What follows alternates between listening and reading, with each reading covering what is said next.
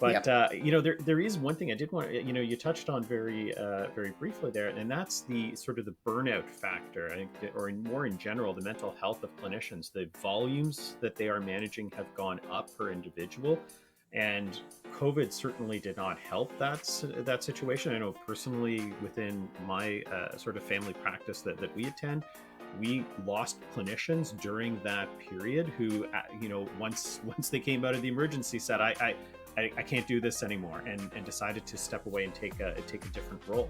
So how from a CMA perspective, how do you guys look at addressing burnout and trying to ensure that the clinicians that are there are capable of day to day Yeah. carrying out the loads that we're putting on them, or that we foisted on? There's a few different things at the same time, and I'm someone who has gone through burnout, so I care a lot about this issue, and I've been really open about my mental health experiences. Um, but we need to both help manage people who are already having symptoms of burnout, experiencing some of that stress, while also trying to create a system that prevents it in the future. And I really think the prevention is the more important part, but we can't ignore the people who are already struggling. So the the tendency is for us to think, well, we need to put in these programs to help physicians cope, and we do. I've benefited from them myself. We absolutely need to have some of those stress management tools. We need to have counseling services. We all of those kinds of things that help people build resiliency. But that doesn't solve the problem. That just sort of waits until we have more physicians who are struggling, and then we just try to manage them instead of acknowledging what created the problem in the first place, because it's not the physician that created the burnout, it's the system. Yeah. So at the same time, all of those things that I talked about, how I want to improve family medicine, I mean, they really apply across all of medicine and contribute to burnout when we don't have them.